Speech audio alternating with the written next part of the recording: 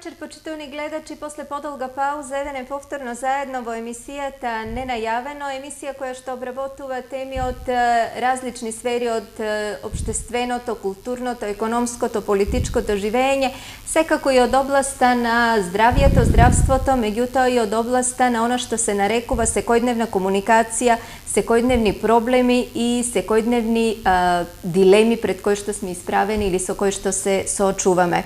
Ова вечер мој гостин е драг, веќе ќе речам пријател, човек кој што е чест гостин во ова студио, во ова емисија, нашиот шчипјанец, професор доктор Методи Чепреганов. Професоре, добре дојдовте.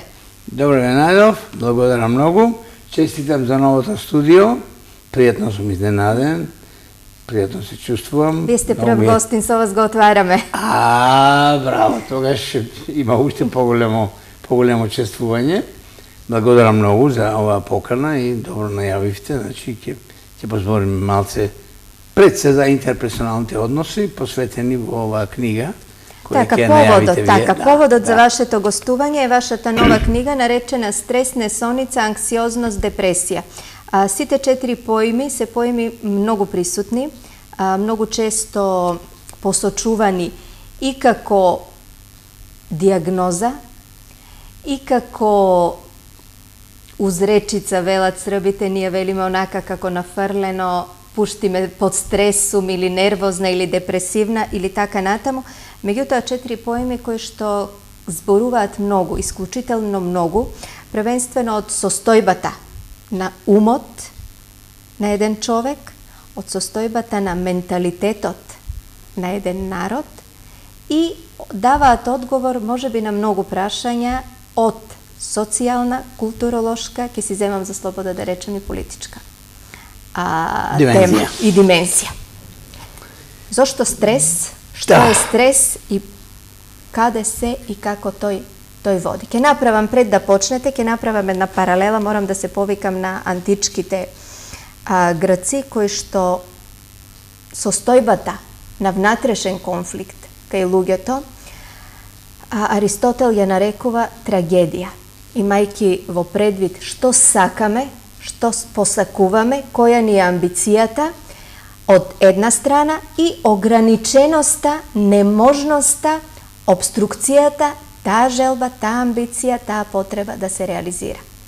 Врз основа на тој конфликт старите грци ги напишале најголемите трагедии Еврипид, Софокле, Есхил.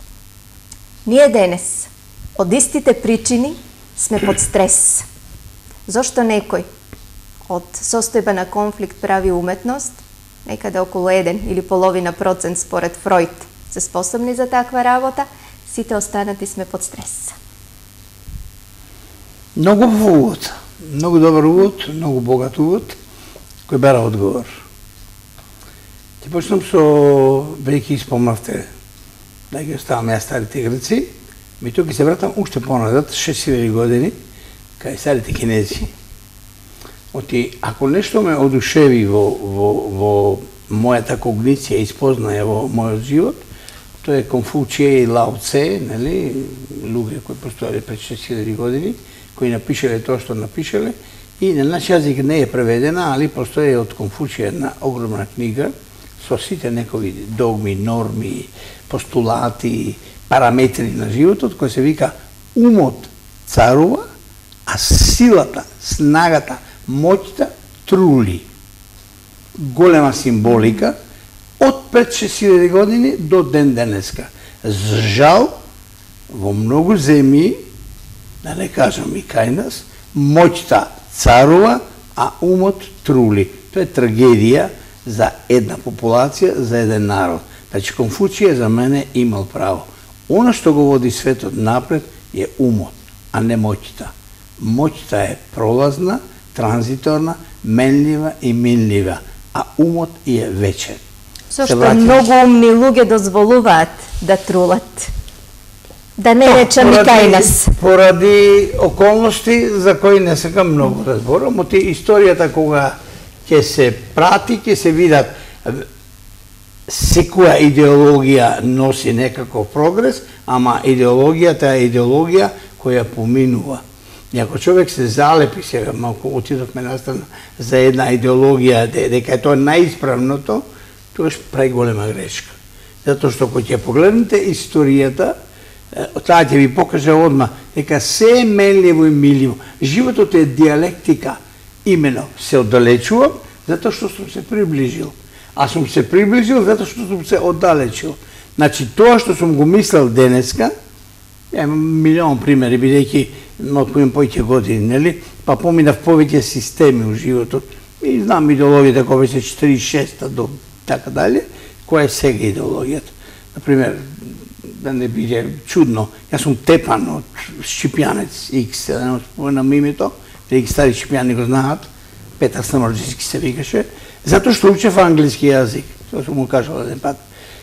Тоа не худена, капиталичко куче и така дале. Денеска, во ова идеологија, вие не можете да се вработите ако не дадете англиски јазик. Каде е, кој е исправен, тој или ние сега? Идеологијата е ветер и магла и така дале. Да не зборам за тоа. Се враќаме на стресот. Стресот е цивилизацијска, исконска, вечна тема. Била, е и ќе остане. Големите стресолози денеска велат дека епидемија број 1 во светот во однос на тоа што го застрашува светот е стресот. Поточно, екологијата на духот. Поточно, интерперсоналните односи. Односите меѓу нас, меѓу мене и вас, меѓу мене и целата околина, ама и меѓу државите, меѓу луѓето, значи, на целата мајка земја планета, она што се дешава, го викаме екологија на духот, како ние треба да се однесиме. Затоа што, неколку пати сум го кажал, тоа ќе го кажам и овде. Мајката земја планета во овој момент има 6 огромни проблеми, кои ја застрашуваат да ја уништат. Загадувањето, многу можам да ви зборам, али само ќе испомнам. Загадувањето на водата, загадувањето на почвата, загадувањето на воздухот. Еден голем проблем, тоа се биолошките војни, кои еве сега у Сирија, у овие ги имавме, тоа се отровните гасови кои прават катастрофи и ќе прават, бидејќи остануваат последици. Петиот проблем, кој тек навлегува, тоа се генетски модифицираните организми. Знаете ли каков проблем се очекува од тоа после 10, 15, 20, 30, 50 години? Не знаеме. Не знаеме, затоа што не знаеме што ќе се случи со нашите гени. Ќе оставам и се враќам на она за што напишавме со почитуваната Тодора Костовска, неја споменавте, таа е коавтор на овие две книги, нели, интернационален учител на Art of Living, на голема светска организација во која има преку 70 милиона луѓе, баш во овој контекст, како луѓето да научат да живеат, да го облагородат својот живот и да се однесуваат меѓу себе. Практично шестиот проблем е базата на сите претходни пет. Екологијата на духот. Тоа се нашите интерперсонални односи.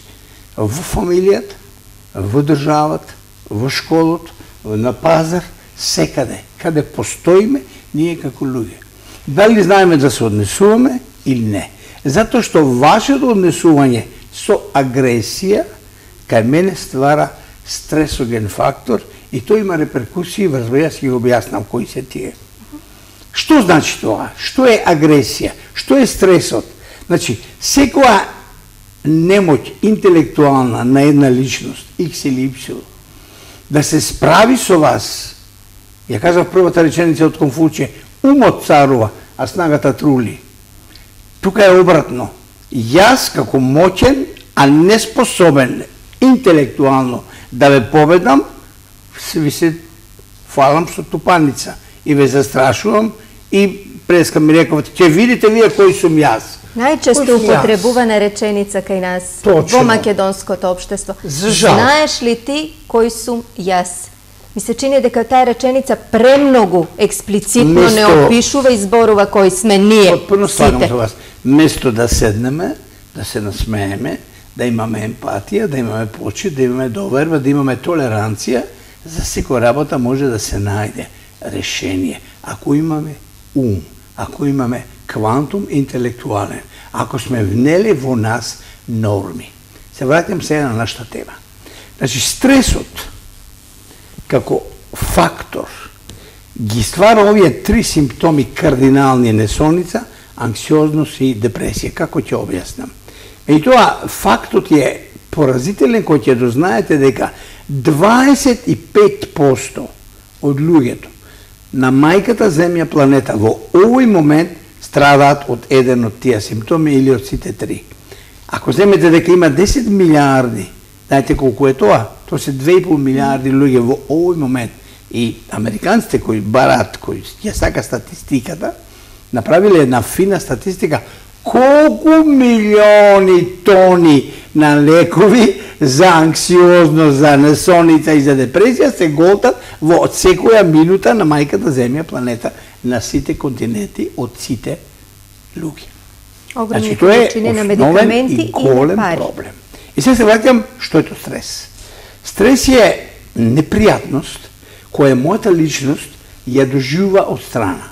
Било таа да е физичка, глад, жеет и така натаму, да не ги набројам, ти ќе одам многу далеку, или најчесто така наречена екзогена психотраума. Ме навредите, ве навредам, ве испцувам, така натаму, нели, за еден проблем кој е минимален, кој може да се договориме. И јас го голтнам тоа. Меѓутоа, што се случува? Ќе бидам многу краток и со двете реченици сакам да објаснам, да ме сватат луѓето. Ние имаме чула. Тие чула ја перципираат околината. Јас и вие сега овде сме дел од овие светла, од оваа урбанизација, овде све што е направено. Сето тоа преко нашите чула влегува и влегува во еден релеј што го викаме таламус. Значи, нашто таламусот е практички огледало на надворешната средина. Тој ја гледа што се дешава тука. Не да Боже, ако се запали нешто и така дали, тој ќе направи реакција и одговор. И сега одам понатаму. Тој релеј, примајќи се што се дешава, пријатно и непријатно од околината, го праќа одма во едно мало јадро што се вика амигдала. Јас сум зборел за ова, сега сакам да го објаснам подобро. Амигдалата е фамозно чудотворно јадро што го дава мајката природа. Зошто? Затоа што тоа има интуиција. Каква интуиција? Интуицијата му е да го градуира тоа што го прима од надвор. Оте ние на секоја стресогена состојба не може да одговориме со исто одговор. Абсурд. Тоа ги градуира, ги степенува стресогените состојби, тежината нивна. И према тоа сега прави една консултација со хипокампот. Ја употребувам медицински зборови, ме ќе го објаснам. Значи, амигдалата го носи нашиот емотивен живот, а хипокампот се нашите сите мемориски записи, запишени внатре и искуството кое што сме го поминале во животот. Тој е главниот проблем на македонскиот човек сега, што на младите останува светот, ама немат во хипокампот искуство за да можат да го водат светот. Не знам дали ме разбирате, али тоа е голема реченица. Значи, треба искуство кое е енграмирано, стокирано, запаметено во хипокампот.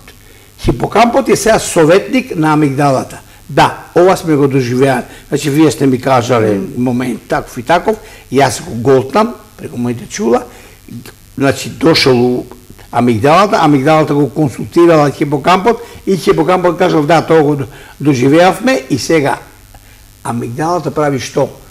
Прави, бара одговор. Како јас ќе одговорам на тоа? Активира еден систем. Тоа е опасноста од стресот.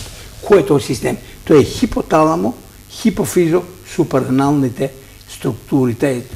Се вика ХХС-оска, докторите ќе ме зберат поиќе. Значи, тие се структури кои сега лучат хормони, лучат неуромодулатори, лучат неуромедиатори, кои прават една револуција во нашиот организам надвор од нормалата. И го активираат на прво место вегетативниот систем.